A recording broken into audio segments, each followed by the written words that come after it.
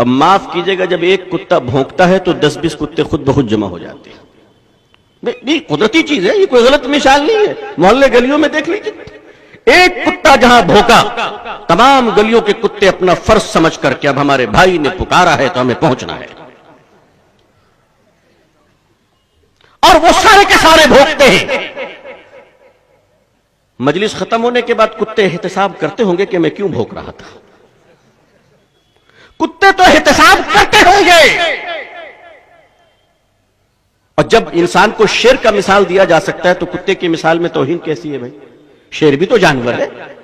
اچھا اگر کتا جانور ہے تو شیر کیا چچا جان کا نام ہے؟ شیر کیا خالو جان کا نام ہے؟ اس وقت ایک ماحول چل پڑا کہ اس پورے ملک میں ایک سازش چل رہی ہے ہندوستان میں اس وقت، اور وہ سازش یہ چل رہی ہے کہ عوام کو علماء سے متنفر کر دیا جائے.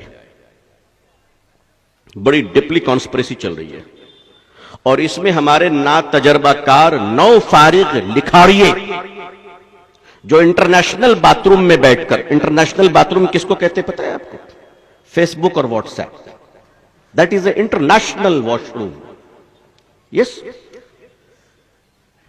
اگر سرکاری باتھ روم میں 2-4 لوگ چلے جائیں تو اتنی گند ہوتی ہے کہ اندر جانا مشکل ہے. اس میں تو کروڑوں لوگ ایک ساتھ فارغ ہو رہے ہیں، ایک ساتھ. یہ جو نئے نئے فارغین ہیں مدرسے کے، معاف کیجئے گا میں مدرسے کا پروڈکٹ ہوں، مجھے کہنے کا حق ہے کہ ہمارے مدرسوں کی بدقسمتی یہ ہو گئی ہے کہ تعلیم تو ملتی ہے، تربیت سے محروم ہو چکے ہیں. اور میں یہ ذمہ داری کے ساتھ عرض کر رہا ہوں، بڑی ذمہ داری کے ساتھ، ورنہ مجال ہے کہ کوئی مولوی جو مدرسے کا فارغ ہو، جس نے سہستا کی حدیثیں پڑھی ہو، جس نے قرآن پڑھا ہو، وہ دشمن صحابہ کا بھکت بنے گا. کوئی مولوی کسی لبرل اور روشن خیال کے روشن دان سے نکلتی ہوئی بدبودار ہواؤں سے سانس لے کر یہ کہے کہ I am a good luck, یہ کوئی مولوی نہیں کہہ سکتا. کیونکہ مدرسوں میں تربیت کی کھڑکیاں بند کر دی گئی ہیں. اللہ کرے کہ میری یہ بات کچھ لوگوں کے دل میں چوٹ بن کر لگے اور تربیت کے راستے کھل جائیں، تاکہ ہم جیسے غریبوں کو کچھ فائدہ مل جائے انشاءاللہ. ہمارے آنے والی نسلیں تیار ہوں.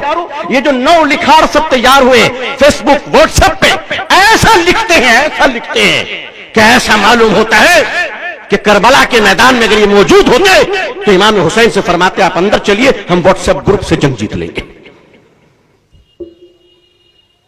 ایسے بہودے اینڈ دی گریٹ سب جمع ہو گئے اس وقت. ایسے ہی مجلس میں میری شرکت ہوئی. ایسا کیوں ہو رہا ہے وہ عرض کر رہا ہوں میں آپ کو. ایک سازش تو یہ کہ علماء سے عوام کو کاٹ دیا جائے. بنیادی وجہ سن لیجئے، بنیادی وجہ یہ ہے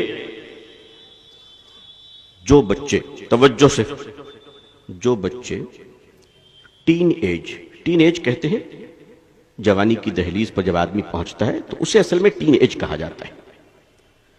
ٹین ایج میں جو بچے ماں باپ کے نافرمان ہو جائیں اور ماں باپ کا کنٹرول ان پر سے ختم ہو جائے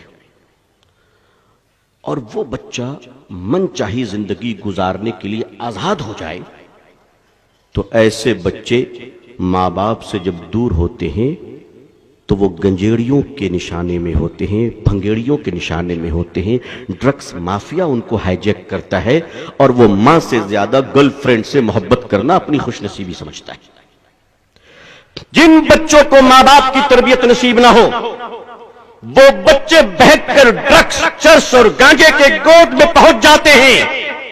جس قوم کو علماء کی سرپرستی سے محروم کر دیا جائے وہ قوم شیطان کا سب سے نرم نوالا بن جایا کرتی ہے.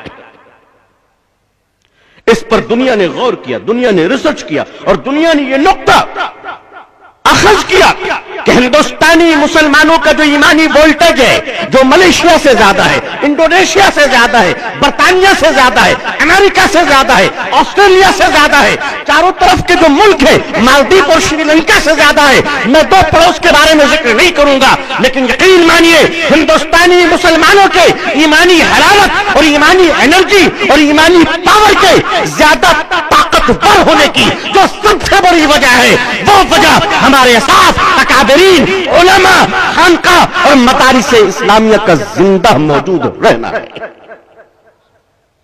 ہر ایک مومن کے دل کی ہے صدا مسلم پرست اللہ، نہ بدلا ہے نہ بدلے گا میرا مسلم پرست اللہ، ہر ایک مومن کے دل کی ہے صدا مسلم پرست اللہ۔